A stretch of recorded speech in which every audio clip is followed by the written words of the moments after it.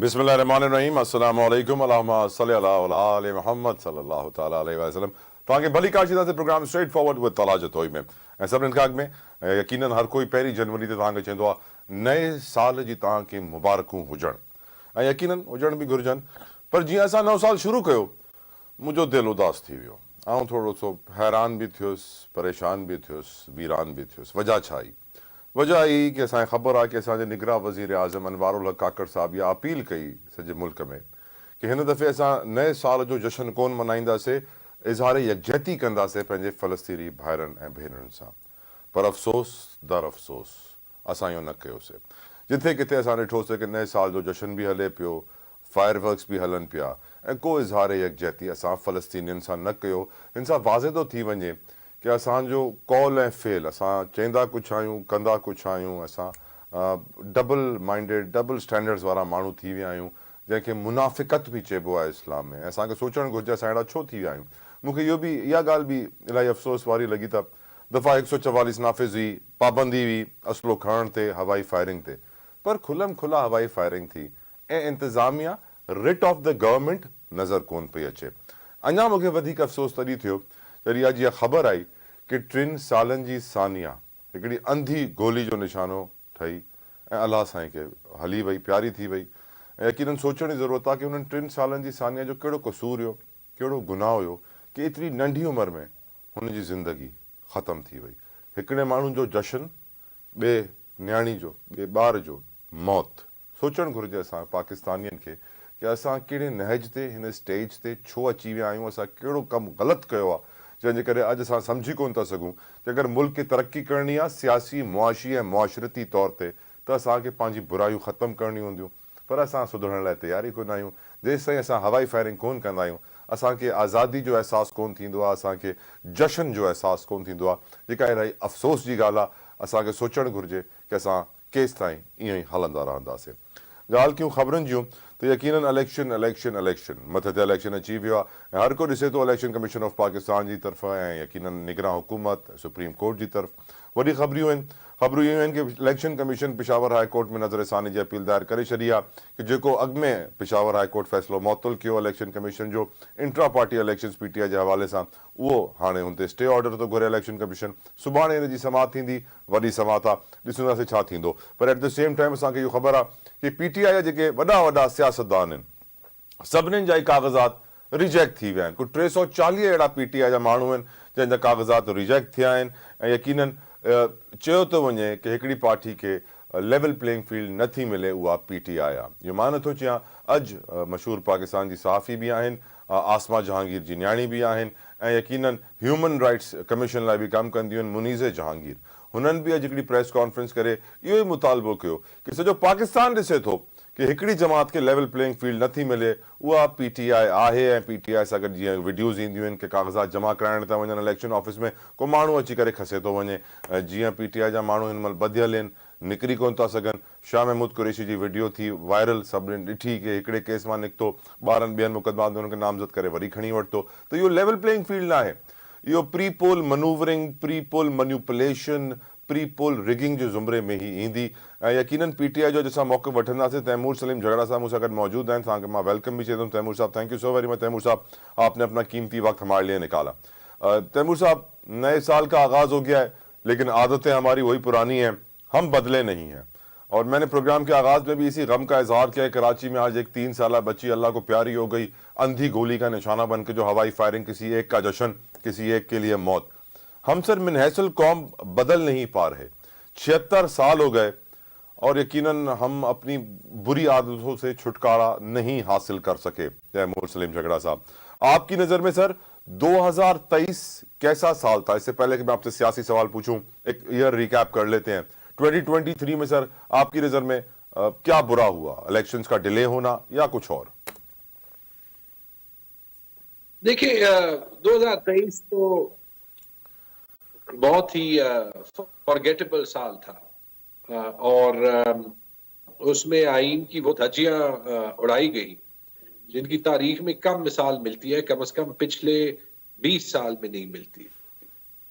जो vote of no confidence 2022 अप्रैल में हुआ और उसके वो नताइज नहीं मिले, चूंकि ये माना नहीं गया कि ये वोट ऑफ नो कॉन्फिडेंस नहीं होना चाहिए था, पाकिस्तान को उस वक्त भी पॉलिटिकल स्टेबिलिटी की जरूरत थी, तो 2022 भी एक बड़ा टर्ब्यूलेंट साल रहा जिसमें पॉलिटिकल इस्तेहकाम नहीं था, और 2023 भी रहा। पंजाब के इलेक्शंस नहीं हो सके, खैबर के इलेक्शंस नहीं हो सके, 350 दिन तकरीबन दोनों सूबों में हो गए। ये पहली बार है 2002 के बाद कि इलेक्शंस में ताखीर रही है। ये सूबाई खुद मुख्तारी पे भी हमला था, और ये हमारे आइन के बुनियादी निजाम पे भी हमला था। शहबाज शरीफ की हुकूमत जितनी गैर मकबूल होती गई, उतनी ही उनकी रिप्रेशन अवाम पे ज्यादा होती गई, और उन्होंने क्या किया कि जो अपनी हुकूमत को बचाने के लिए उन्होंने पूरा एक नैरेटिव बनाया और चलाया। तैमूर साहब, नहीं, apologies sir, I am really sorry to interrupt. मैं बेसिकली वेलकम करना चाहता हूं, आजिज दामरा साहब ने हमें ज्वाइन कर लिया है from People's Party. Thank you so very much Damra साहब, आपने अपना कीमती वक्त आवाज टीवी और स्ट्रेट फॉरवर्ड के लिए निकाला। तैमूर साहब please continue sir, so sorry. अवाम तो उनका नैरेटिव नहीं मानी, लेकिन अवाम को और स्टेट को एक दूसरे के आमने सामने खड़ा कर दिया। तो जहां पे आईन गायब हो गया, जहां पे सुप्रीम कोर्ट पे मुख्तलिफ हमले हुए, सारी पीडीएम की जमातों से जेयूआई के जत्थे जो है वो सुप्रीम कोर्ट पहुंच गए। जब पीएमएलएन और लाडलों के खिलाफ कोई भी फैसला आता था तो ये सारे सियासतदान, बिलखसूस पीएमएलएन के, जेयूआई के और एएनपी के, पीपल्स पार्टी वाले कभी करते थे कभी नहीं करते थे, इनके अटैक्स डायरेक्टली जजेस पे होते थे। सुप्रीम कोर्ट बीच में दो दड़ों में तकसीम भी हो गया, और फिर 9 मई के वाकयात भी हो, उनमें भी मैं कहता हूं कि वो भी नहीं होने चाहिए थे, और उनकी भी दोबारा मजम्मत करनी चाहिए, क्योंकि हम स्टेट सिंबल्स पे ये अटैक्स नहीं अफोर्ड कर सकते। लेकिन पॉलिटिकल प्रोटेस्ट जो 1 साल से हो रहा था, वो इसीलिए ही हो रहा था कि आइन और कानून की हुक्मरानी एक बार और मुस्तकिल तौर पे हो, जो आपने शुरू में कहा कि 76 साल में हम ये सबक नहीं सीखे।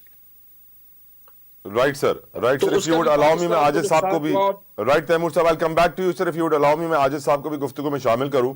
आजिज साहब, आपकी नजर में 2023 कैसा साल था? आज पहली जनवरी है, तो आपसे पूछना जरूरी है, ये वो साल था जब इसमें आपके leader foreign minister of Pakistan भी थे और बहुत इंपॉर्टेंट पोजीशन पे बड़ी परफॉर्मेंस भी दे रहे थे। आपकी नजर में 2023 आजिज दामरा साहब कैसा साल था? बिस्मिल्लाहिर्रहमानिर्रहीम। देखें, अभी आपने जब इंट्रो देते हुए एक बच्ची की हलाकत का जो जिक्र किया है तला साहब सर, मुझे इंतहाई अफसोस है, और मैं हमदर्दी करता हूं उस मुतासरा खानदान की, और उस मुतासरा खानदान का एक बहुत बड़ा सवाल है हमारी सोसाइटी, हमारे रवैयों के ऊपर, कि 76 सालों के अंदर भी वो कि ये बड़ा ऐलान किया गया था कि फलस्तीन में जो जुल्म ज्यादती हो रही है बच्चों के साथ, अवाम के साथ, तो इस मर्तबा अगर हम अपने जज्बात को कंट्रोल में रखते और बतौर मजम्मत मनाते, अगर इस नाइट को जो न्यू ईयर नाइट के नाम पे मनाई जाती है, कि फलस्तीनी अवाम के साथ हम इज़हार यकजहती मनाते हैं, मगर अनफॉर्चुनेट के एक इंसानी जिंदगी जो नन्ही मुन्नी बच्ची थी वो चली गई। दूसरी बात, आपने कहा कि 2023, उसमें कोई शक नहीं कि 2023 जो है वो अवाम उन्नास के लिए एक महंगा तरीन साल साबित हुआ। महंगाई का जिन जो बोतल से निकला वो कंट्रोल नहीं हो पाया, गो के उसमें अगस्त के बाद एक निगरान सेटअप भी आया है, और उनकी काविशें भी उसमें उनके ऊपर भी ये सवाल जरूर किया जाता रहा है कि जो महंगाई है वो कंट्रोल ना हो सकी, और हमें उम्मीद है कि 2024 जो न्यू मैंडेट लेके आएगा उसमें इस चीजों को कंट्रोल किया जाएगा। 2023 इलेक्शन का साल था, अनफॉर्चुनेट वो इलेक्शन 2023 में नहीं हो सके, मगर जुडिशरी के हवाले से मैं ये बात जरूर करूंगा कि जुडिशरी को अपने फराइज जो है वो बिल्कुल सरंजाम देने चाहिए, और खास तौर पर भुट्टो रेफरेंस पे उन्होंने एक हेयरिंग की है, और 2024 जनवरी जो है वो भुट्टो रेफरेंस को सुनने का साल है। और मैं इसलिए बात नहीं करता कि मेरा ताल्लुक पीपल्स पार्टी से है, बल्कि तमाम जमूर को, तमाम अवाम को और जमहूरियत पसंद अवाम को इंतजार होगा कि जुडिशरी अगर कोई ऐसा रास्ता इख्तियार करती है कि वो पुराने केस में अगर इंसाफ देती है उस शख्स को जो इस फैसले से वापस नहीं भी आएगा, मगर जो हम रूल ऑफ लॉ की बात करते हैं और हर साल गुजरे हुए साल को हम ये कहते हैं कि जी आने वाले साल में अवाम को इंसाफ मिलेगा और खासतौर पर जुडिशरी के थ्रू मिलेगा, तो मेरे ख्याल में ये एक टेस्ट केस होगा 2024 में जुडिशरी के हवाले से। बाकी सब हम दुआ गो हैं कि इलेक्शन पुरअमन हो और जो भी क़यादत मुंतखब होके आए, जो भी क़यादत जिसको मैंडेट मिले, वो सब एक दूसरे का मैंडेट तस्लीम करें और इस रियासत को, इस मुल्क को रूल ऑफ लॉ की तरफ बढ़ें और महंगाई को कम करके अवाम को रिलीफ देने के लिए तमाम लोगों को पार्टिसिपेट करना पड़ेगा। राइट धामरा साहब और तैमूर साहब, मुझे आपसे सवाल तो बहुत इंपॉर्टेंट पूछना है अब, लेकिन मैं चाह रहा था कि अपने व्यूअर्स को सुनवा सकूं कि मुनीज़े जहांगीर साहिबा एक साफ़ी हैं, पाकिस्तान की ह्यूमन राइट्स कमीशन के लिए भी काम करती हैं। आज उन्होंने एक प्रेस कॉन्फ्रेंस की, नहीं है शॉर्ट हमारे पास, आपको सुनवा नहीं सकता, लेकिन उन्होंने वाजे कर दिया, उन्होंने आवाज़ उठाई है। प्रेस क्लब में आके उनके साथ फरहतुल्लाह बाबर भी थे और उन्होंने पैगाम दिया है कि लेवल प्लेइंग फील्ड दिया जाए, बराबर दिया जाए। ख़ासतौर पे जब से ये नैरेटिव बिल्ट हुआ कि बड़े बड़े सियासतदान, शाह महमूद कुरैशी जैसे सियासतदान, शेख रशीद जैसे सियासतदान जो बड़े बड़े ओहदों पे फाइज रहे हैं, उनके कागजात मंजूर नहीं हुए। पीटीआई के 340 ऐसे अरकान हैं जिनके कागजात मंजूर नहीं हुए। पीटीआई सुप्रीम कोर्ट में गई हुई है लेवल प्लेइंग फील्ड के लिए, जिसके लिए समाअत के लिए वो मुकर्रर कर दी गई है। यकीनन ये भी एक बड़ी अचीवमेंट है। तैमूर साहब, ये जो कागजात नामजदगी आपके रिजेक्ट हुए हैं, बड़े बड़े आपके सियासतदान अब हिस्सा ही नहीं ले सकते इलेक्शन में, आपके जो मफरूर इश्तिहारी पीटीआई के एक्स कलीग्स हैं वो भी जो है उनकी जायदाद जब्त करने का भी कह दिया गया है। तो लग यही रहा है कि पीटीआई इलेक्शन में नहीं होगी सर।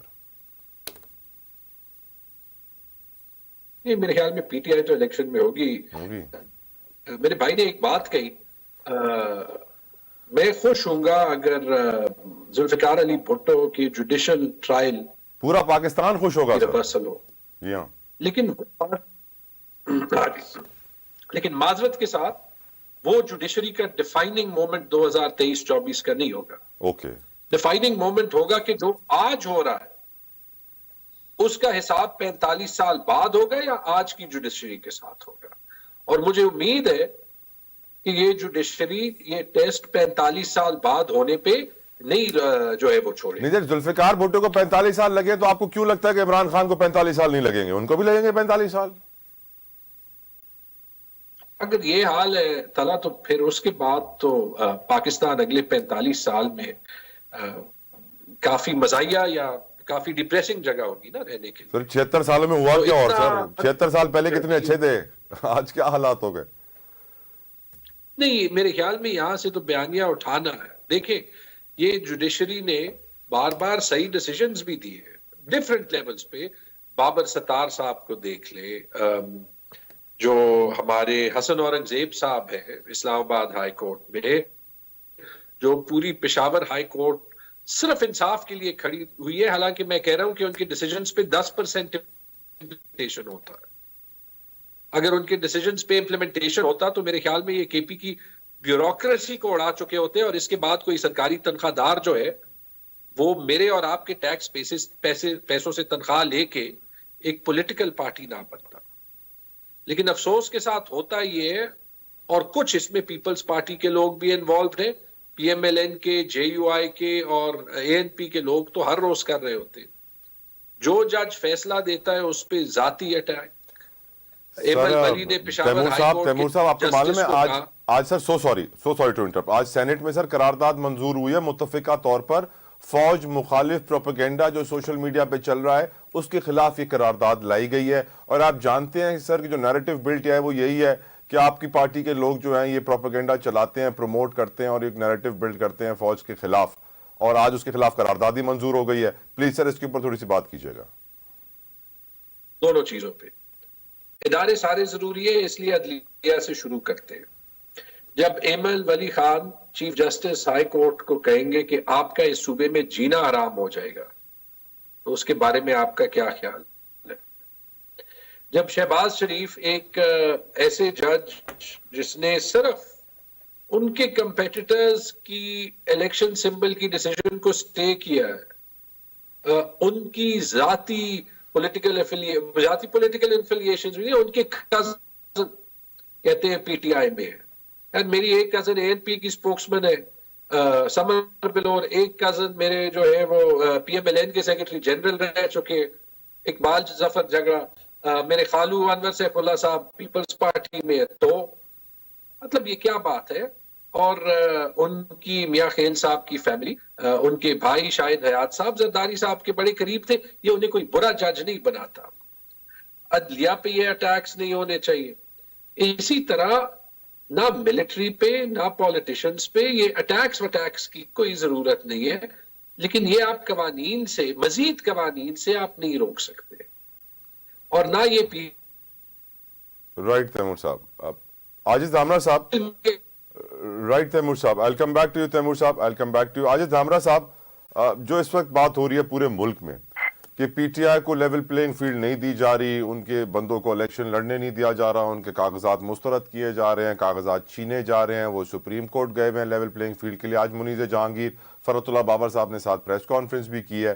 तो बहुत जरूरी है कि लेवल प्लेइंग फील्ड मिले, लेकिन डोंट यू थिंक सर हमने अदालतों के ऊपर बहुत ज्यादा रिलाय करना, हर चीज अदालत सर, अदालत किस किस को इंसाफ दिलाएगी कैसे मुल्क में जहां पर 22 लाख केसेस अदालतों में पेंडिंग पड़े हैं सर? सर अब मैं आपके सवाल का जवाब जो लेवल प्लेइंग फील्ड का तो दे रहा हूं, मगर अभी मेरे भाई ने बात की थी कि जजेस के ऊपर तबसरे और जुडिशरी के हवाले से पीपल्स पार्टी का भी उन्होंने नाम लिया। तो क्या मैं आरजी के साथ ये रिक्वेस्ट रख सकता हूं कि क्या पीटीआई के दौर में ये इख्तियार किसी चीफ जस्टिस का था, साकिब निसार साहब का, कि वो डैम फंड रेजिंग करें और उसमें प्राइम मिनिस्टर, उस वक्त के प्राइम मिनिस्टर इमरान खान साहब और चीफ जस्टिस ऑफ पाकिस्तान जो हैं वो फंड रेजिंग करें और दोनों की सिग्नेचर उसमें कंबाइन हो, और उसके बाद वो फंड जो है वो सुप्रीम कोर्ट के अमाउंट जो है वो कोर्ट में पड़ा रहा है। आज कौन पूछ रही है कि वो फंड कहाँ है? आजिज साहब सो सॉरी, आजिज साहब so sorry, will continue from here. हिकिड़ी ब्रेक लाइ मूंखे चयो वियो आहे सर, ब्रेक था वठूं जल्दी सां।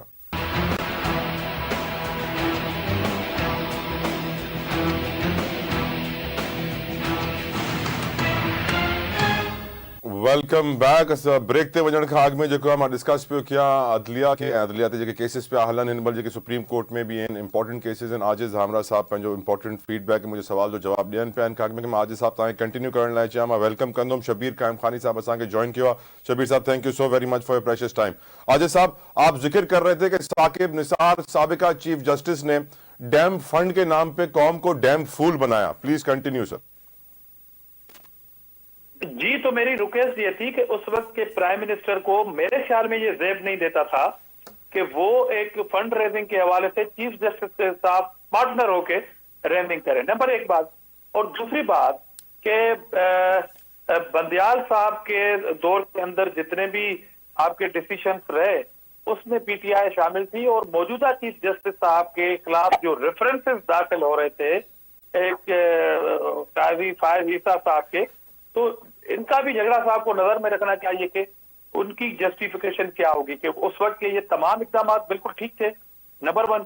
और दूसरी बात कि हम तो हमेशा विक्टिम रहे हैं, हमारा तो मुतालबा ही ये था कि भुट्टो रेफरेंस केस के हवाले से हमें सिर्फ इंसाफ दिया जाए, भुट्टो साहब वापस नहीं आएंगे। तो उसमें हमें 45 साल लग गए और वो जो रेफरेंस दाखिल हुआ उसमें 12 साल इंतजार करना पड़ा। तो ये सारी सूरत हाल वक्त ब वक्त कहीं ना कहीं इस गंगा में किसी ना हाथ जो है वो धुले हुए हैं। तो मेरा अर्थ सिर्फ यह है कि हम 2024 की जहां तक हम बात करते हैं उसमें रूल ऑफ लॉ हो, और खास तौर पर वो जुडिशरी के अंदर जिसको भी इंसाफ लेना हो वो बिला तफरीक हो, और उनको महसूस होना चाहिए कि जी ये इंसाफ जो है वो मेरिट पे मिल रहा है, ना कि किसी फेवरिज्म के तहत मिलना चाहिए। अग्रीड। शबीर कायम खानी साहब, आजकल आप जानते हैं सर अदालतों में बहुत इंपॉर्टेंट केसेस लगे हुए हैं और सारी खबरें आती ही अदालतों से, और अदालतों की तरफ बहुत सारे लोग देख रहे हैं। Election commission of Pakistan Peshawar high court में नजरसानी की दरखास्त डाल चुका है।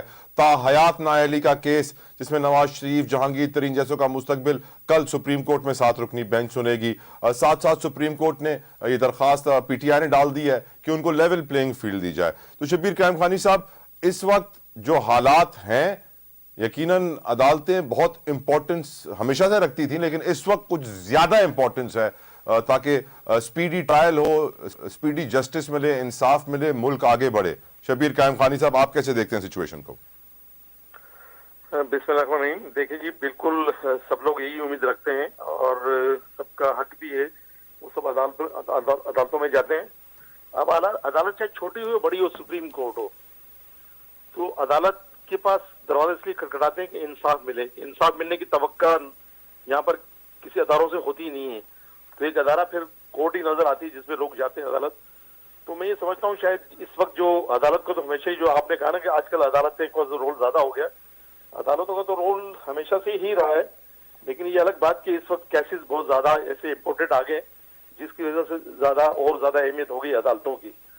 तो हमारे यहाँ बदकिस्मती ऐसा है कि एक डिले टैक्सेस रही है जिसकी वजह से बहुत से केस पेंडिंग पड़े रहते हैं और वक्त पर फैसले नहीं होते हैं, जिसकी वजह से इंसाफ लोगों को नहीं मिल पाता और लोगों की उम्रें गुजर जाती हैं। तो ऐसा निजाम वजह होना चाहिए अदालतों के अंदर, तो इंसाफ वक्त पर लोगों को इंसाफ मिले, चाहे वो पॉलिटिकल पार्टी हो चाहे वो इंडिविजुअल हैसियत के अंदर हो, तो मैं समझता हूँ बेहतरी आ सकती है। तो इन दिनों में जो हम देख रहे हैं, इन सालों में जो हम देख रहे हैं, तो अभी अदालतें बहुत ज्यादा एक्टिव हैं, बहुत ज्यादा फाल हैं, बेंचेस बहुत ज्यादा फैसले कर रहे हैं, डिसीजन ले रहे हैं, वक्त पर ले रहे हैं। राइट। तो बेहतरी आने की तवक्का है। तो मैं समझता हूँ इसको कंटिन्यू होना चाहिए। तो पार्टियों को भी इंसाफ मिलना चाहिए, उनका हक है, उनका राइट है, वो दरवाजा खटखटाते हैं अदालतों का, और ये अदालतों की जिम्मेदारी है कि वो वक्त पर फैसले भी करें ताकि उनको इंसाफ मिल सके। Right sir, right sir. Taimur साहब, very important question towards you sir. आज हमारे निगरां वजीर आजम काकड़ साहब कहते हैं कि मुल्क को तोड़ने की साजिश को हम नाकाम बना देंगे, और ये वो कह रहे थे 9 मई के हवाले से सर। और दूसरी तरफ हम देखते हैं कि पीटीआई के चेयरमैन साहब गौहर खान साहब कहते हैं हमारा एस्टेब्लिशमेंट से कोई झगड़ा नहीं। तो इस वक्त नैरेटिव यही बिल्ड किया जा रहा है कि सर पीटीआई मुल्क को तोड़ना चाहती थी, मुल्क दुश्मन पार्टी है और वो मुल्की इदारों के खिलाफ है, और एस्टेब्लिशमेंट और पीटीआई के दरमियान बड़ी रिफ्ट है। तो सर ये आप थोड़ी रोशनी डालेंगे, क्योंकि यही वजह है कि फिर लोग समझते हैं कि पीटीआई इलेक्शन में नहीं होगी। काकड़ साहब की मुझे समझ नहीं आती। मैंने कोशिश की है बहुत टाइम के उनके काम पे ज्यादा जो है वो कमेंट ना किया जाए, उनका एक गैर मुतनाज़िर रोल होना चाहिए। कभी काकड़ साहब जो है वो इस चीज की बात करते हैं कि वो मुल्क के तोड़ने की साजिश की बात कर रहे हैं, उसी वक्त काकड़ साहब जो है वो द करंट को इंटरव्यू देते हैं जिसमें वो मदर्स इन लॉ और के बंदे को जो है वो गर्लफ्रेंड से शादी करनी चाहिए या फिर उनको जो है वो बाहर जाके जॉब करना चाहिए, और उसी वक्त जब काकड़ साहब जो है वो जाके कहते हैं न्यू ईयर ना मनाएं और फलस्तीनियों का सोचें, और जो काकड़ साहब का काम है इलेक्शन करना, वो काकड़ साहब भूल गए। माजरत के साथ काकड़ साहब ने आज 2 बातें की, एक ये जो आपने कही और एक उन्होंने बिलिटल किया जो बलूचिस्तान में एनफोर्स डिसअपीयरेंसेस हो रही है। मेरे ख्याल में थोड़ा सा काकड़ साहब को यह देखना चाहिए कि बंदा किसी इतनी बड़ी कुर्सी पे आ जाता है तो उसका स्टेचर बढ़ना चाहिए, उस कुर्सी का और उसका स्टेचर कम नहीं होना चाहिए। काकड़ साहब का लोग मजाक उठा रहे हैं। ये जिस पे मुल्क तोड़ने का इल्जाम लगाया है ना, ये तारीख में जिस पे लगा है, कभी एक बार भी सच नहीं साबित हुआ, एक बार भी सच नहीं साबित हुआ। सारे कंस्पिरेसी केसेस देख लें जिस पे ये बगावत का और एंटी स्टेट के केसेस लगे थे, एक एक Hyderabad conspiracy case, Agartala conspiracy case, वो Rawalpindi conspiracy case, hijacking case, सब रिवर्स हो गए। 10 साल बाद कौन याद रखेगा कि काकड़ साहब ने क्या कहा था? और फिर मुझे ये बता दें, ये जो 70% अवाम खड़ी है, अभी मियां वाली का सर्वे हुआ था, सर्वेज आपके चैनल्स पे सर सर्वेज की बात ना करें सर तो अच्छा होगा सर। हमें सर पाबंदी हो गई हमारे लिए सर सर्वे का। आज पैमरा ने नोटिफिकेशन जारी कर दिया कि किसी चैनल पे कोई सर्वे की बात ना कीजिएगा, मुश्किल हो जाएगी। शायद उसकी ये वजह हो कि चले एक पोल हुआ है सर, पोल से भी मना किया है सर, पोल से भी, ट्विटर पोल से भी मना कर दिया है सर, नहीं मरवाए हमें सर। नहीं तो इलेक्शन के रिजल्ट कह सकेंगे या नहीं? फिर अभी नोटिफिकेशन वो सर जब रिजल्ट इलेक्शन कमीशन अनाउंस करेगा तो उससे पहले अगर कोई पोल और सर्वे किया तो हमारे लिए सर फंदा रेडी है। चले ये कह दें कि अब मैं क्या कहूं यार, फिर इसलिए तो आपसे सारी ट्रैफिक यूट्यूब चली जाती है। आपके मालिकान को प्रोटेस्ट करना चाहिए कि ना सिर्फ ये सेंसरशिप है, ये तो मार्केट के रूल्स के खिलाफ है। जब यहां पे आप नहीं बोल सकते तो फिर तो ये सारी अवाम अभी इतनी बेवकूफ तो नहीं है ना, वो जाके यूट्यूब पे किसी और का वीलॉग देखेगी। Correct sir, I completely agree with you, आप बिल्कुल दुरुस्त फरमा रहे हैं तैमूर साहब। आजिज दामरा साहब, last but not the least, एक तो सर ये पैमरा ने जो नया नोटिस जारी किया कि मीडिया के ऊपर कोई सर्वे कोई पोल नहीं चलेगा, इसके ऊपर आपका ओपिनियन क्या है? और सर दूसरा मैं आपका ओपिनियन जानना चाहता हूं, 2023 में सर दहशतगर्दी की जो लहर आई है धामरा साहब, उसने 6 साल के रिकॉर्ड तोड़ दिए हैं। 70% इजाफा हुआ है दहशतगर्दी के वाकयात में। 1524 शहरी जाँ बहक हुए हैं, तकरीबन 1463 जख्मी हुए हैं, 1000 से ऊपर हमारे जवान शहीद हुए हैं, और ये ट्रेंड बढ़ रहा है इस वक्त दहशतगर्दी का पाकिस्तान में। इलेक्शन सर पे है सर, बहुत खतरा हो सकता है इस वजह से हमें, आप कुछ रोशनी डालिए। देखिए जी, जहां तक आपने पेमरा के नोटिफिकेशन की बात की है, तो हम तो फंडामेंटल राइट्स के हामी हैं और हम चाहते हैं कि टीवी पे इस तरह के ओपन डिस्कशन पे कोई पाबंदी नहीं होनी चाहिए और उस पे लोगों के ऊपर छोड़ना चाहिए, आवाम के ऊपर होना चाहिए कि वो किसके मौकूफ से सहमत है या किसी से सहमत नहीं है। दूसरी अभी झगड़ा था, बात कर रहे थे कि जी गद्दारी के इल्जाम में सरियन पीपल्स पार्टी इस तरह की एक्सरसाइज से इत्तेफाक, बल्कि मैं याद दिलाना चाहता हूं कि रिसेंटली जब खान साहब प्राइम मिनिस्टर होते थे तो यही कहते फिरते थे कि वो गद्दार है, वो मुल्क दुश्मन है, वो ये है, वो ये है। ये सारी प्रैक्टिस खुद पीटीआई करती आ रही है। आज अगर वो इन तमाम मामला की मजम्मत करती है तो मेरे ख्याल में ये अच्छी बात है। जहां तक आपका तीसरा पॉइंट है कि मुल्क में दहशतगर्दी की लहर बढ़ चुकी है, तो देखें उसमें कोई शक नहीं है कि पीटीआई ने जिस तरह अलाउ किया था खैबर पख्तूनख्वा के अंदर, और जो अफगानिस्तान के वो सारे लोग और जो गिरफ्तार थे वो भी जेलों से बाहर आ गए, उसके बाद ये खदशा था और हम आज भी उस पॉइंट पे खड़े हैं कि हमने उस वक्त भी खबरदार किया था कि इस तरह की एक्सरसाइज जो है वो आने वाले दिनों में इस मुल्क के लिए, इस मुल्क के सिक्योरिटी फोर्सेस के जवानों के लिए ठीक नहीं है। और आज वही सूरत हाल पैदा हो गई है कि आज हम उस अनफॉर्चुनेट सूरत हाल पर डिस्कस कर रहे हैं और फिक्रमंद है। राइट धामरा साहब। शबीर कायम खानी साहब, same question to you sir. जो इस वक्त लॉ एंड ऑर्डर सिचुएशन है कायम खानी साहब, वो यकीनन बहुत परेशान कुन है। इलेक्शन सर पे खड़े हैं आपकी नजर में, क्योंकि आज फजलुर रहमान साहब का भी इंसिडेंट हमारे सामने है। पहले उन्होंने खबर दी कि मेरे काफिले पर हमला हुआ है, फिर इलाके के आरपीओ ने बोला कि नहीं फजलुर रहमान साहब पर हमला नहीं हुआ, वो करीब में चौकी थी पुलिस की, वहां पर हमला हो रहा था। लेकिन मेरी नजर में फजलुर रहमान साहब हो या चौकी पे मौजूद जवान हो, उन दोनों की जिंदगियां बराबर हैं, दोनों को इक्वल इंपॉर्टेंस मिलनी चाहिए, सैडली मिलती नहीं है। आपकी नजर में कायम खानी साहब, अमन व अमान की बिगड़ती सूरत हाल इलेक्शन पे कितने असरात मुरत्तब कर सकती है? देखें जी, जो अमरवान की बिगड़ती सूरत हाल है वो आज नहीं है, बल्कि एक अरसे से जारी है पाकिस्तान में। और लॉ इन्फोर्समेंट एजेंसीज हो चाहे पाक फौज हो, सब उसका मुकाबला कर रही हैं और हमारे लिए बड़ी चैलेंजेस हैं। दुश्मनों की नजरें लगी, अंदरूनी खतरात भी हैं और बैरूनी खतरात भी हैं। आप सही कह रहे हैं कि ज़ाहिर इलेक्शन सर पर है, और इस इलेक्शन जब सर पर हो, इस किस्म की दहशतगर्दी हो मुल्क के अंदर, तो इसके मुतमिल हो नहीं सकते अदारे। तो अब इस सिलसिले में जाहिर है ऐसा तो नहीं कि कहीं अदारों की गफलत है, अदारे भी अपनी जगह पे काम कर ही रहे हैं, लेकिन इस मुल्क के अंदर मैंने कहा ना कि बैरूनी ताकतें इतनी काम कर रही हैं, तो जिसकी वजह से मुल्क में बदअमनी है। बाज़ आप देखें कि कभी बॉर्डर पर हमारे फौजी जवान हैं वो मारे जाते हैं, शहीद हो जाते हैं, कभी शहरों में दहशतगर्दी की वजह से बेगुनाह लोग मारे जाते हैं।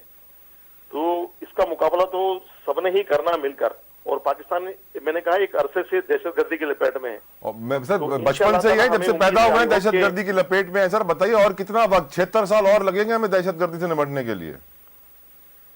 देखिए जी तला साहब, 76 साल तो गुजर गए, ये मैं नहीं कह सकता आपके प्रोग्राम के अंदर में कितना वक्त लगेगा, लेकिन बहरहाल चाहे वो पुलिस हो, रेंजर्स हो, फौज हो, वो अपना किरदार अदा कर ही रहे हैं और इसे रोकने की कोशिश कर रहे हैं। लेकिन इस सिलसिले में अब तक ऐसी खातिर ख्वाह कोई कामयाबी नहीं भी हुई और हुई भी, ये दोनों ही बातें हैं। बस अब तो दुआ कर सकते हैं, जरा नया साल शुरू हुआ है, आज 2024 शुरू हुआ है और 2023 कल खत्म हुआ है। हम तो ये दुआ करते हैं कि अल्लाह ताला ये जो भी इस मुल्क में दहशतगर्दी थी, बदअमनी थी, ये परेशानियां थी, वो खत्म हो जाएं कल, और आज जो नया दिन शुरू हुआ हमारा 2024 का, ये खुशियों का पैगाम लेकर आए नया साल। सर 2024 में बड़ा खुशी का एक पैगाम आया शबीर साहब। 2024 में सबसे अच्छा खुशी का पैगाम ये आया कि साल के पहले दिन ही एक 3 साल बच्ची अंधी गोली का निशाना बनके मर गई और हम तमाशा देखते रहे सर, सैडली। देखो इतनी बड़ी कंट्री, देखो ये बात, ये बड़ा वाकया, बड़ा दिल खराश वाकया है, और जिस किसी के मजम्मत करें कम है, यकीनन दिल खून के आंसू होता है, लेकिन जाहिर ये 25 करोड़ की आबादी है, ये मुल्क और इस किस्म के वाकयात होते रहते हैं, दुनिया में होते हैं। ऐसा नहीं कि पाकिस्तान में ही, ये अलग बात कि हम बैठ कर टीवी पे हम जरूर बात कर लेते हैं, लेकिन दुनिया भर में जितनी सिविलाइज्ड कंट्रीज हैं वहां भी इस किस्म के वाकयात तो रुनुमा होते रहते हैं, लेकिन नहीं होने चाहिए सर। लाइफ में मैं सर काफी मुल्क घुमा हूं, कहीं मैंने ऐसी हवाई फायरिंग नहीं देखी जैसी पाकिस्तान में देखी है सर।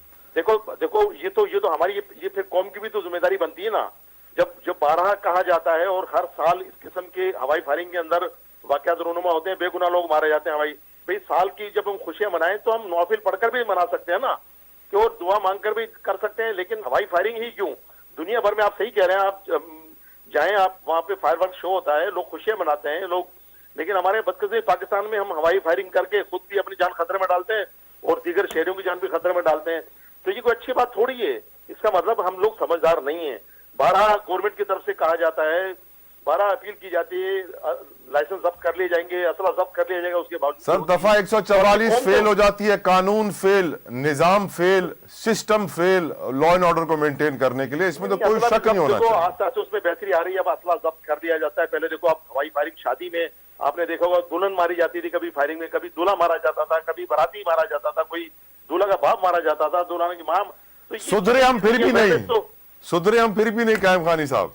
सर दुआ करें ना, ये अवेयरनेस तो होनी चाहिए ना, ये तो मेरी और आपकी सबकी जिम्मेदारी बनती है। हमारी कोशिश। Let's take the discussion to Taimur साहब। कौम को अल्लाह ताला अकल दे। आमीन। जब हम देख रहे हैं हमारा नुकसान हो रहा है, उसके बावजूद भी हम इस किस्म की हरकतें कर रहे हैं, तो इसमें ना कोच का कसूर है, ना इसमें पुलिस का कसूर है, ना इसमें मुल्क का कसूर है, कसूर हम शहरियों का है। बिल्कुल, हर इंसान, हर शहरी का कसूर है। बिल्कुल सही फरमाया शबीर साहब आपने, बिल्कुल सही। हम सबको अपने गरेबान में झांकने की जरूरत है। तैमूर साहब, लॉ एंड ऑर्डर सिचुएशन 6 साल की वर्स्ट इस वक्त सिचुएशन है, आपकी नजर में इसका इफेक्ट क्या होगा?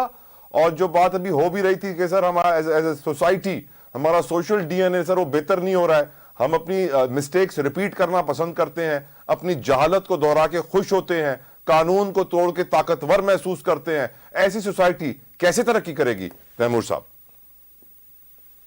इसलिए नहीं तरक्की कर रही कि हमने सियासत को एक मजाक बनाया हुआ। ये मैं सिर्फ एक पीटीआई के रिप्रेजेंटेटिव होते हुए नहीं कह रहा, उस जनरेशन के सियासतदान होते हुए कह रहा हूं जिसने सियासत बदलनी है। पीपल्स पार्टी के कभी कभी पता ही नहीं चलता कि कौन सी पीपल्स पार्टी का बंदा आया हुआ है, जरदारी साहब की या बिलावल साहब की। ये लगता है बिलावल तो ब्रेक फ्री करना चाहता है लेकिन कर नहीं सकता। ये जो मजाक बनाया हुआ है तो हर चीज को ट्रिवियलाइज करते हैं। अगर एक बार सियासतदान सीरियस हो जाएंगे और इस मुल्क का निजाम उस सियासतदान को तरजीह देगा जो अपनी पार्टी के साथ असूल पे खड़ा हो, तो फिर वो बंदा सियासत में आएगा नहीं जो अपना ज़मीर बेचना चाहता है। लॉ एंड ऑर्डर ठीक करनी है तो फिर सच बोलना सीखे। अब मिसाल के तौर पे मेरे भाई ने कहा कि सारे 40-50 हजार लोग पीटीआई की हुकूमत में आए। मेरा एक सवाल का जवाब दे दे। जून 2022 था, हमारी सूबाई हुकूमत थी, इनके साथ नेगोशिएशन के लिए एक जॉइंट सिविल मिलिट्री टीम गई जिसमें हमारे सूबे से इंफॉर्मेशन मिनिस्टर को भेजा गया, ब्यूरोक्रेट्स को भेजा गया, लेकिन वो एक्सरसाइज लीड की फेडरल गवर्नमेंट ने। फेडरल गवर्नमेंट इनकी थी और राना सनाउल्लाह ने उस पूरे मूव को डिफेंड किया टीवी पे। मेरे ख्याल में 22 जून को ये प्रेस कॉन्फ्रेंस हुआ था। उसके बारे में इनका क्या ख्याल है? यकीनन इनका ख्याल यही होगा कि उस वक्त हम जो है अमन लाना चाह रहे थे, लेकिन ये जो बात हो रही है ना कि सर पीटीआई ने जेलों से निकाल के दहशतगर्द रिहा कर दिए, ये भी एक बड़ी स्टेटमेंट है। वही तो मैं कह रहा हूं ना, उन्हीं लोगों की तो मैं बात कर रहा हूं। ये तो आप नेगोशिएशन करेंगे तो आप दहशतगर्दी प्रमोट कर रहे हैं, वो नेगोशिएशन करेंगे तो अमन की खातिर। मैं तो यही कह रहा हूं कि वो 50,000 लोग इनके दौर में आए। आपको पता है कि हमारे सिक्योरिटी के डिसीजंस कभी सियासतदान अकेले में नहीं करते। ये जो हम हर चीज से बयानिया बना देते हैं ना, लोगों के लिए आसान जरूर है, लेकिन इसकी सारी इम्प्लीकेशंस खैबर पख्तूनख्वा और बलोचिस्तान में जाती है, बाकी मुल्क से पहले। हम तो उस वक्त एतराज कर रहे थे। मैंने तो ये भी सुना है अपने एमएनए कॉलीग से, जब इस पे डिबेट हुई, जनरल बाजवा नेशनल असेंबली आए तो पीपल्स पार्टी से कोई नहीं बोला। बिलावल ने कोई एतराज नहीं उठाया, और ये भी सब मानते हैं कि किसी ना किसी वक्त किसी ना किसी तरीके से रिकंसिलिएशन करनी है। इस रिकंसिलिएशन पे तारीख में एएनपी की पोजीशन रही है, पीपल्स पार्टी की पोजीशन रही है, बल्कि बेनजीर भुट्टो की ये पोजीशन भी रही है कि तालिबान मेरा और नसीरुल्लाह बाबर का प्रोजेक्ट है। शहबाज शरीफ की तो ये पोजीशन रही है कि बाकी मुल्क में जो भी हो, पंजाब में इनको ना आने दे, हम इनके साथ डील भी कर देंगे। ये सारी तारीख की बातें हैं, लेकिन वाकई जैसे आपने कहा, हम सीखे नहीं। सीखते इब्तिदा से, इब्तिदा होती है फ्री एंड फेयर इलेक्शन से। हम तो आखिरी दिन तक खड़े रहेंगे और हमारे साथ अवाम भी खड़े रहेंगे, लेकिन आया इस मुल्क की इंतजामिया प्राइम मिनिस्टर काकड़ से लेके नीचे जो तनख्वाह लेती है इस बात की कि फ्री एंड फेयर इलेक्शन कराएं, उस तनख्वाह के अगेंस्ट इंसाफ करेंगे, या हमें तारीख में एक बार फिर कहना पड़ेगा कि एक और काला दौर था जिसमें उस टाइप की कठपुतलियां आई थी सियासत में या केयर टेकर गवर्नमेंट्स में, जिन्होंने पाकिस्तान को 4-5 साल और पीछे लेके गया। तैमूर साहब, एक और इंपॉर्टेंट क्वेश्चन, अब मेरे ख्याल से अब हमारी डिस्कशन का लुब्बे लुबाब हम कंक्लूड करते हैं। अब इसको इस वक्त बहुत ज्यादा जिम्मेदारी हमारे honourable chief justice of Pakistan justice Qazi Faez Isa और उनके साथ उनके कलीग जजेस के ऊपर आयद हो रही है, और लग भी यही रहा है कि इंसाफ का एक ही दरवाजा है, उसी से ही मिलना है, और कोई रास्ता नहीं है और कोई इदारा नहीं है जो इस वक्त अवाम की मसाइल हल कर सके और जो बेसिक राइट्स हैं वो लोगों को दे सके। Don't you think that there is too much pressure on the courts right now? It is, लेकिन प्रेशर कौन डाल रहा है? अगर इलेक्शन कमीशन अपना काम करता, अगर निगरान हुकूमत अपना काम करती, अगर पॉलिटिकल पार्टीज के स्टूजेस जो है वो हर फैसले के बाद जो उनके खिलाफ आए तो वो जजेस पे अटैक्स ना उठाते, तो प्रेशर कम पड़ता। वो नहीं हो रहा, प्रेशर है। देखिए अगेन, जब आप जाते हैं 9 अप्रैल को सुप्रीम कोर्ट ने वैलिडेट किया कि खान साहब के against vote of no confidence होना चाहिए, हमने माना। उसमें हकायक क्या है वो आज तक नहीं पता, लेकिन सुप्रीम कोर्ट का डिसीजन था, उसका एहतराम करना था, किया, पसंद था या पसंद नहीं था। जब सुप्रीम कोर्ट ने फैसला किया कि पंजाब और खैबर पख्तूनख्वा में 90 दिन में इलेक्शन होने चाहिए, तो क्यों नहीं हुए? जब सुप्रीम कोर्ट ने इमरान खान को झूठे केसेस में बेल दी, तो उनको क्यों जो है वो पॉलिटिसाइज किया गया? आज भी जब सुप्रीम कोर्ट हाई कोर्ट बल्ले के निशान पे फैसला देती है, तो हाई कोर्ट का चीफ जस्टिस क्यों अटैक होता है? मौलाना फजल रहमान ने तो काजी फाइज ईसा को डायरेक्टली अटैक किया। लेकिन मुझे यकीन ये है कि हमारी कोर्ट्स में जो भी हो, और काजी फाइज ईसा साहब से भी ये उम्मीद है कि वो सिर्फ इंसाफ करें, पीटीआई को कोई फेवर नहीं चाहिए। लेकिन ये हमारी कोर्ट्स को तारीखी लम्हा है, चाहे प्रेशर ज्यादा है या नहीं, ये हमारी कोर्ट्स को याद रखना पड़ेगा कि उनके फैसले सिर्फ आज के लिए नहीं, तारीख का टेस्ट भी उन्हें पास करना होता है। जो जस्टिस मुनीर ने, जस्टिस अनवारुल हक ने, जो पीसीओ के जजेस थे, उन्होंने नहीं पास किया। यकीनन। और दुआ ये है कि ये तारीख दोबारा नहीं दोहराई जाए। आमीन आमीन आमीन। तैमूर साहब, शबीर कायम खानी साहब, एक बड़ी इंपॉर्टेंट खबर है जिसके ऊपर आपसे कमेंट देना चाहता हूं मैं। इस वक्त सुना है एमक्यूएम ने यकीन दहानी करा दिया नून लीग को कि शहबाज शरीफ को कराची से जितवाएंगे, और कुछ सीट्स भी ऑफर कर दी हैं नून लीग को। सर रोशनी डालिएगा। मैं इस पे के लगा सकता हूँ, रोशनी क्या डालूं मैं? इस बात में अभी कोई हकीकत नहीं है। बिल्कुल शहबाज शरीफ साहब आए थे हमारे यहाँ, मरकज से आए थे, लेकिन ऐसी कोई बात नहीं हुई है कि जिसमें हमने कोई सीट एडजस्टमेंट उनसे कर ली हो या हम विड्रॉ हो रहे हैं हमारे नुमाइंदे, या ऐसी कोई बात नहीं। हाँ, बातचीत चल रही है और वो एक हमारी पूरी कमेटी बनी हुई है, वो कमेटी उस पर बात कर रही है, लेकिन बट एज सच इस वक्त ऐसी कोई बात नहीं हुई है। इनसे गुड वर्किंग रिलेशन है, एक अरसे से चली आ रही है, 1.5 साल से, और इंशाल्लाह ताला बेहतर ही होगा। हम भी यही चाहते हैं कि मुल्क में बेहतरी आए, बस वही हमारी प्रायोरिटी है। उस सिलसिले में हमारी इनसे बातचीत हो रही है, और हमारे यहाँ पॉलिटिकल पार्टी से होती है, इससे पहले भी पाकिस्तान पीपल्स पार्टी से भी होती रही है, उनके साथ भी हम अलायंस में रहे हैं, उसके बाद पीडी में भी रहे हैं, और अभी भी इनसे बात हो रही है। तो जो भी शहरियों के लिए बेहतर होगा, पाकिस्तानियों के लिए बेहतर होगा, मुल्क के लिए बेहतर होगा, इंशाल्लाह ताला वो हम फैसले करेंगे। बट आज अगर टिल टुडे जो आप बता रहे हैं तो आज तक ऐसा कोई फैसला नहीं हुआ Right. तो जो आप मुझसे पूछ रहे हैं। थैंक यू शबीर कायम खानी साहब, thank you so very much. Taimur Saleem Jhagra साहब, आप दोनों मेहमानों ने गिरामी का बेहद मशकूर शुक्रगुजार। हाणे आखिर में ॻाल्हि वॾी सिधी आहे, स्ट्रेट फॉरवर्ड ॻाल्हि कंदुमि तव्हांजे साम्हूं कि अगरि असांखे अहिड़ी हुकूमत खपे जेको पाकिस्तान जा मसला हल करे तो वोट जी ताक़त जो इस्तेमालु ज़रूर कजो, ज़रूर घरां निकिरजो, वोट ॾिजो, जंहिंखे बि ॾियणु चाहियो ॾियो, आज़ादी सां ॾियो, को ज़बरदस्ती न थियणु घुरिजे। तव्हां ते तव्हांजो हक़ आहे, तव्हांजी पावर आहे। अगरि हिन पावर खे तव्हां एग्जीक्यूट न कंदव, नुक़सानु पाकिस्तान जो आहे, तव्हांजो आहे, मुंहिंजो आहे, सभिनीनि जो नुक़सानु थींदो। पर अफ़सोस सां मूंखे चवणो थो पए कि अॼु पाकिस्तानी खे पंहिंजे नुक़सान जो अहसासु कोन्हे। इवन दो जॾहिं ॾिसे थो कि डॉलर 300 क्रॉस करे वियो, ॾिसे थो बिजली जी क़ीमतूं, गैस जी क़ीमतूं, पेट्रोल, डीज़ल, मानी, अशिया, खुरोनोश, जॾहिं महांगाई एतिरी थी वई कि डिफॉल्ट जी ॻाल्हियूं पियूं थियनि पाकिस्तान जूं। कर्ज़े ते कर्ज़ो हर पाकिस्तानी 2.5 लखनि जो मक़रूज़ आहे, पैदाइशी।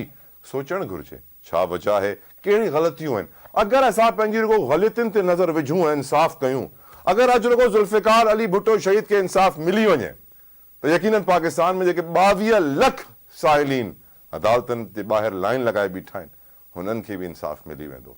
पर अफ़सोस, यकीनन सोचण जी ॻाल्हि आहे कि पाकिस्तान हाणे अॻिते कीअं वधंदो। मुंहिंजी नज़र में इलेक्शन सां ऐं तव्हांजी वोट जी ताक़त सां। मूंखे इजाज़त ॾियो, अंटिल नेक्स्ट टाइम, अल्लाह हाफ़िज़।